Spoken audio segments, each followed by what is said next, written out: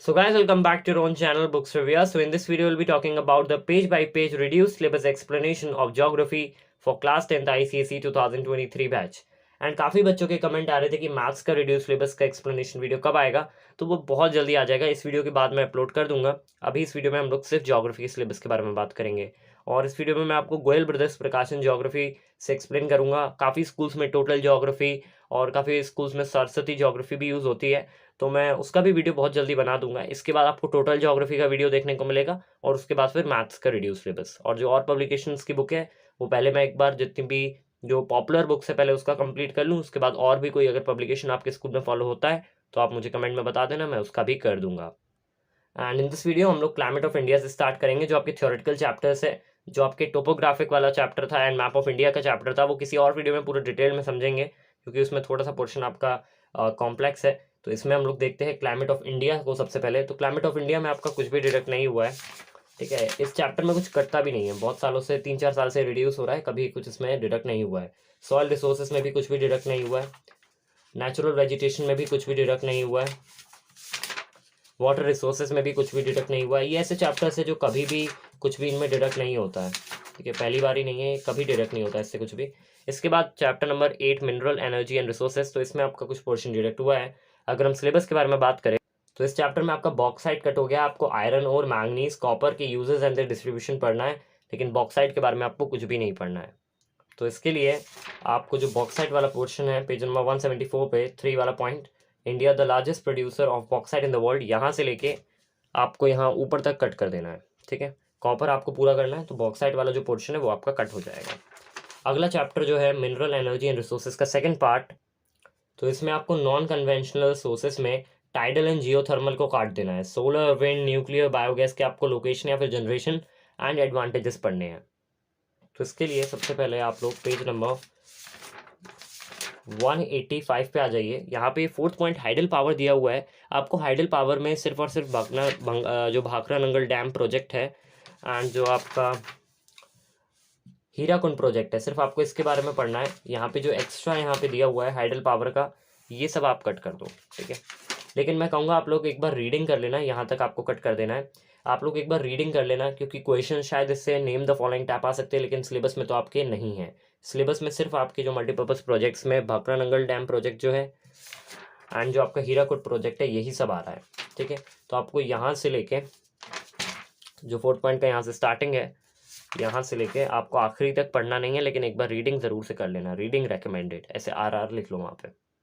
उसके बाद आपका पेज नंबर 189 पे जो न्यूक्लियर पावर है, यहाँ पे डिसएडवांटेजेस ऑफ न्यूक्लियर पावर दिए हुए हैं. तो आपको ये नहीं पढ़ना है, आपको सिर्फ एडवांटेजेस एंड लोकेशंस पढ़नी है. तो यहाँ से लेके आप इसको यहाँ तक कट कर लेना, ठीक है. इसके बाद non conventional sources of energy है, इसमें आपको ये सब पूरा पढ़ना है. यहाँ पे आपको डिसएडवांटेजेस ऑफ सोलर एनर्जी देखने को मिलता है, ये कट कर देना.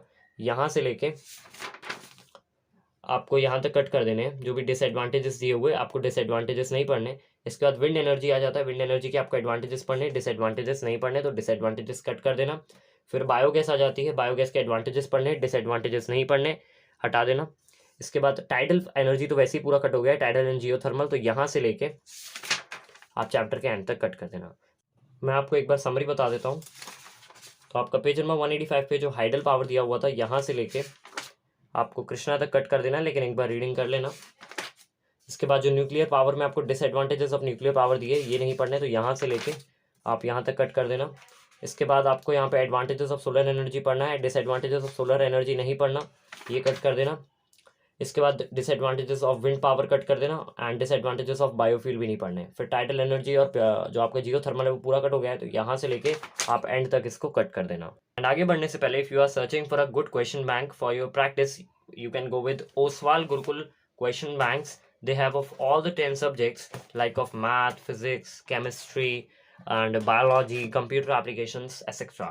So इस बुक में आपको देखने को मिलता है क्या है ना, हर तरीके के क्वेश्चंस मिल जाते हैं. जैसे चैप्टर डिक्लेंस हो गए, शॉर्ट आंसर्स हो गए, figure based short answer, long answer, short numerical, long numerical, long answers and ICC का सॉल्ट 2020 का पेपर भी देखने को मिलता है. तो हर तरीके के क्वेश्चंस और काफ़ी ज़्यादा क्वेश्चंस भी है, तो अच्छी खासी प्रैक्टिस हो जाती है. और मैं कह सकता हूँ कि अगर आप इस क्वेश्चन बैंक को कर लेते हो तो आपको ऐसा कोई क्वेश्चन नहीं है जो ना आए और आपके फुल मार्क्स आएंगे आपके एग्जामिनेशन में। तो इन सभी क्वेश्चन बैंक की जो लिंक है वो मैं डिस्क्रिप्शन में दे रहा हूँ, ज़रूर से एक बार चेकआउट कर लेना। आगे बढ़ते हैं। इसके बाद आपको चैप्टर आता है agriculture in India, first part जो कि इंट्रोडक्शन। तो इस चैप्टर के अगर हम सिलेबस के बारे में बात करें तो इसमें आपको मिलेट, सोयाबीन, ऑयल, जो आपकी ऑयल सीड्स होती है उसमें सोयाबीन एंड कॉफ़ी नहीं पढ़नी है। तो जो आपका इंट्रोडक्शन वाला चैप्टर है इसमें तो कुछ भी कट नहीं हुआ है। इसके बाद जो आपका पार्ट सेकंड आता है एग्रीकल्चर का, फूड क्रॉप्स, इसमें आप लोगों को मैं बता देता हूँ कहाँ से कट करना शुरू करना है। यहाँ पे आपको ग्राम देखने को मिलता है रबी क्रॉप्स में, तो ग्राम आपको नहीं पढ़ना, ना ही आपको मेज़ पढ़ना, ना ही आपको मिलेट पढ़ना। तो ग्राम यहाँ से लेके आप इसको यहाँ तक कट कर देना, आपको ये सब नहीं पढ़ना है, ये रागी वागी आपको कुछ नहीं पढ़ना, ठीक है। अगले चैप्टर की तरफ बढ़ते हैं, agriculture in India part third, cash crops जो है इसमें आपको ऑयल सीड्स जो है इसमें ग्राउंडनट्स पढ़ने हैं। जो आपका सोयाबीन है ये नहीं पढ़ना, तो यहाँ से लेके आप इसको ऊपर तक कट कर देना, ठीक है। शुगर केन पढ़नी है। इसके बाद बेवरेजेस जब आते हैं तो उसमें टी आपको पढ़ना है। इसमें आपको कॉफ़ी नहीं पढ़ना था, तो आप यहाँ से लेके आखिरी तक इसको कट कर देना, ठीक है। तो कॉफ़ी इसमें कट हो गया। अगले चैप्टर की तरफ बात करते हैं। तो अगला चैप्टर जो है आपका manufacturing industries in India, Ergo based. तो फर्स्ट चैप्टर में तो इसमें आपका कुछ भी डिडक्ट नहीं हुआ, ये सब आपको पढ़ना है। इसके बाद जो इसका सेकंड पार्ट है manufacturing industries in India part second, mineral based. तो इसमें जो आपके भिलाई एंड विशाखापट्टनम वाले प्लांट्स है इसके बारे में आपको कुछ भी नहीं पढ़ना है। तो इसके लिए जो पार्ट सेकंड यहाँ पे 2 पॉइंट दिया हुआ है, Bhilai iron and steel plant, ये आपको पूरा कट कर देना है। यहाँ से लेके आप इसको रोरकेला के ऊपर तक काट देना, फिर रोरकेला आपको पूरा पढ़ना है। इसके बाद विशाखापट्टनम स्टील प्लांट, यहाँ से लेके इसको यहाँ तक कट कर देना, ठीक है। तो इसके बाद और जितना भी इस चैप्टर में दिया है वो सब आपको पढ़ना है। इसके बाद आगे बढ़ते हैं चैप्टर नंबर 15 ट्रांसपोर्ट के बारे में। तो इसमें सिलेबस में लिखा गया है कि आपको एडवांटेजेस एंड डिसएडवांटेजेस पढ़ने हैं, जो आपके roadways, railways, Airways and waterways रहता है इसके। लेकिन मैं आपसे कहूँगा आप पूरा चैप्टर को पढ़ लेना, क्योंकि आप प्रीवियस 10 ईयर्स क्वेश्चन अगर देखोगे, हर बार सिलेबस में पिछले 10 ईयर्स में यही बोला जाता है एडवांटेजेस एंड डिसएडवांटेजेस। और पिछले 10 ईयर्स के जब आप क्वेश्चन एक बार उठा के देखोगे तो उसमें आपको देखने को मिलेगा 3-4 बार आपको ये चैप्टर के बीच से क्वेश्चन आ जाते हैं, छोटे छोटे नेम द फॉलोइंग टाइप में। जैसे स्टेट हाईवेज हो गया, नेशनल हाईवेज हो गया, गोल्डन क्वाड्रिलेटरल के बेनिफिट्स पूछ लेता है, एडवांटेजेस पूछ लेता है।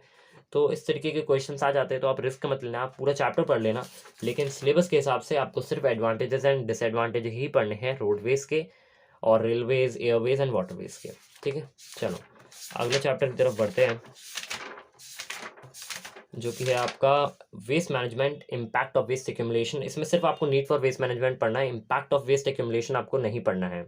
तो इसके लिए आप यहाँ से लेके कट करना शुरू करना, शुरू से ही आपको कट कर देना है, ये सब आपको कुछ नहीं पढ़ना, ठीक है। यहाँ तक कट कर देना, ठीक है।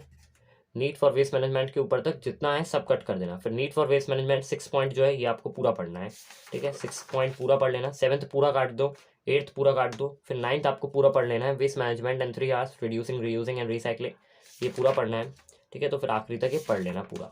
इसके बाद chapter number 17 waste generation and management, methods of safe disposal of waste, ये चैप्टर आपको पूरा पढ़ना है, इसमें कुछ भी डिडक्ट नहीं हुआ है।